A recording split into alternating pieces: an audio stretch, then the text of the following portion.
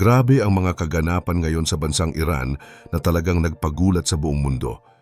Isipin nyo, isang ordinaryong construction worker na nagngangalang Arfan Soltani ang kinaladkad sa harap ng maraming tao sa Karaj Square para lang bitayin gamit ang isang mahabang lubid. Ang masakit pa rito, hindi lang siya ang biktima dahil libo-libo na ang mga bangkay na nakatambak sa mga morgue habang ang kanyang pamilya ay pilit na tumatakas para lang mabuhay. Dahil sa tindi ng karahasan, ang gobyerno ng Amerika ay naglabas na ng babala at nakahanda na ang kanilang mga fighter jets na magpakawala ng mga misil laban sa rehimen ng Iran. Pero ano nga ba ang tunay na dahilan kung bakit umabot sa ganito, kasama ang sitwasyon at bakit pati ang mga inosenteng sibilyan ay dinadamay sa gitna ng kaguluhan? Pero bago po ang lahat, baka pwedeng pa-like ang video na ito at mangyaring mag-comment sa baba kung taga saang lugar ka para malaman namin saan umaabot ang ating mga video dahil napakalaking bagay na ito sa aming content creators. Maraming salamat po. Nagsimula ang lahat noong Disyembre 28 ng taong 2025 sa lungsod ng Karaj na malapit lang sa kabisera na Tehran. Sa kabila ng napakalamig na panahon, nag-aalab naman ang galit ng mga tao dahil sa sobrang taas ng presyo ng mga bilihin at ang kawalan ng supply ng tubig sa kanilang mga bahay. Si Arfan Soltani na 26 anyos ay sumama sa halos 500 katao para ipahayag ang kanilang hirap na nararanasan. Habang naglalakad ang mga rallyista, bigla silang hinarang ng mga pulis na agad naglabas ng mga armas at nagpaputok ng mga bala na gawa sa bakal. 3 lalaki na malapit kay Arfan ang agad na bumagsak habang duguan ang kanilang mga mukha at dibdib. Imbes na tumakbo palayo sa takot, nilakasan ni Arfan ang kanyang loob na kunin ang kanyang lumang cellphone at vinideo ang lahat ng karahasan na ginagawa ng mga autoridad. Agad niya itong ini-upload sa internet para malaman ng buong mundo ang totoong nangyayari sa loob ng kanilang bansa. Pagdating ng bagong taon ng 2026, lalong naging madugo ang sitwasyon sa halos lahat ng probinsya sa Iran. Kahit delikado na ang lumabas, nag-volunteer pa rin si Arfan na maghatid ng mga pagkain para sa mga protesters na nagkakampo sa isang parke. Pero habang nag-aabot siya ng tinapay, biglang dumating ang 5 malalaking truck ng militar na may dalang mga mahahabang baril. Kasabay nito ay biglang bumagal ang internet sa buong bansa, kaya nahirapan ang mga tao na magpadala ng impormasyon. Ang kanyang kapatid na si Leila ay nagmakaawa na huwag na siyang lumabas dahil sa sobrang panganib, pero sinabi ni Arfan na kailangan nilang lumaban para sa kanilang kinabukasan. Noong January 8, bandang 2:00 ng madaling araw, bumasag sa katahimikan ng gabi ang malakas na pagsipa sa pinto ng kanilang bahay. 5 sa mga miyembro ng intelligence ng Iran ang pumasok nang walang pasabi at agad na sinunggaban si Arfan habang siya ay natutulog. Sinubukan siyang protektahan ng kanyang mga magulang pero itinulak lang ang kanyang ina at sinipa sa sikmura ang kanyang ama ng mga armadong lalaki. Walang nagawa ang pamilya kundi panoorin na isakay si Arfan sa isang itim na van patungo sa isang sikretong kulungan sa Tehran. Doon ay nakaranas siya ng matinding paghihirap sa loob ng 12 oras na interogasyon habang paulit-ulit siyang tinatanong kung sino ang kanyang mga kasama sa protesta. Sa bawat pagtanggi ni Arfan na magsalita, lalong naging malupit ang mga gwardiya sa loob ng selda. Gamit ang matitigas na baton, paulit-ulit na hinahampas ang kanyang mga tadyang hanggang sa marinig na ang pag-crack ng kanyang mga buto. Sobrang sakit ang naramdaman niya, pero pinilit niyang manahimik. Hindi rin siya binibigyan ng pagkain at tanging isang basong tubig lang ang itinapat sa kanyang tuyong labi para lang masiguro nagising siya habang pinapahirapan. Bago matapos ang gabi, pilit siyang pinapirma sa isang blankong papel nang walang tulong ng kahit sinong abogado. Habang nangyayari ang lahat ng ito, nakatanggap ng isang nakakatakot na tawag ang pamilya ni Arfan.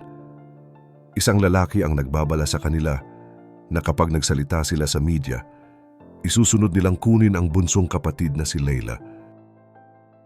Noong January 10, pinapunta ang pamilya Soltani sa isang madilim at mabahong gusali na napapalibutan ng matataas na pader. Pagpasok nila sa isang silid na may makakapal na rehas, halos hindi na nila makilala si Arfan. Puno ng pasa ang kanyang mukha, namamaga ang kanyang mga mata at nakaposas pa rin ang kanyang mga kamay. Sa gitna ng hirap, pabulong na sinabi ni Arfan na sinampahan siya ng kasong muharabe o pakikidigma sa Diyos. Ang hatol sa kanya ay kamatayan at wala ring mangyayaring paglilitis sa korte. Humagulgol ang kanyang ina na si Fatima habang pilit na hinahawakan ang kamay ng anak sa pagitan ng mga rehas.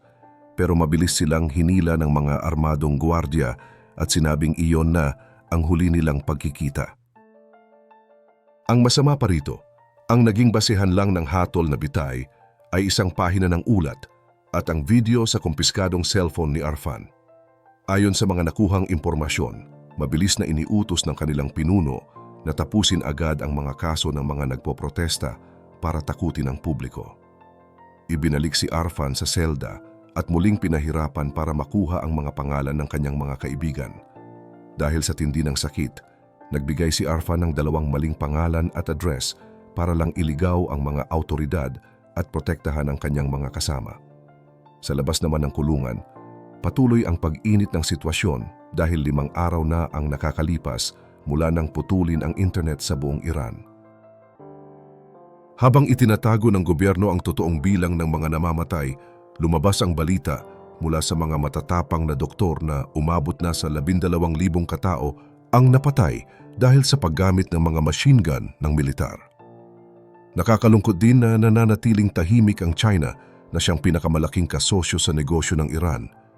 Pero sa gitna ng kadiliman, nagbigay ng ultimatum si Donald Trump. Sinabi niya na kapag itinuloy ang pagbitay sa mga protesters, makakakita ang Iran ng isang napakatinding aksyon mula sa Amerika. Nag-anunsyo rin siya ng malaking dagdag na buwis sa lahat ng bansa na patuloy na nakikipag-trade sa Iran. Narinig ni Arfan ang balitang ito sa pamamagitan ng isang maliit na radyo na palihim na naipuslit ng isang preso. Magkakaalam, share ko lang story ko. Dumating ako sa point na isang income lang hindi na sapat para sa pamilya ko. Kaya naghanap ako ng extra income at oo, marami rin akong pinagsisihan na online courses at online materials. Pero may natutunan ako. Dahil doon, unti-unting guminhawa ang buhay ko. May savings na, may bahay, may sasakyan, at nakakapag-travel abroad. Kaya gusto ko lang i-share ang mga nakatulong sa akin.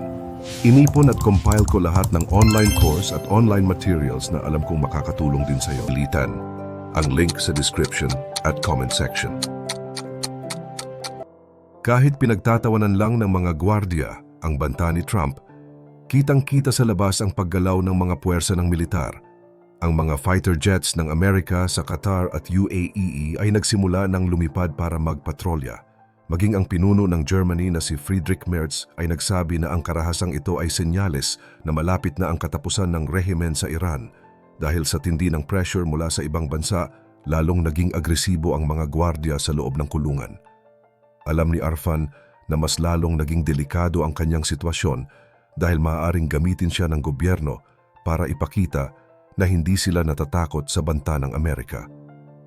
Noong madaling araw ng January 14, inilipat siya sa Karaj Prison kung saan agad siyang kinalbo at pinasuot ng orange na uniforme.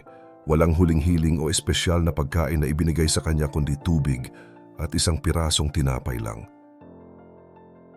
Pinayagan si Arfan na tumawag sa kanyang pamilya sa loob ng 3 minuto.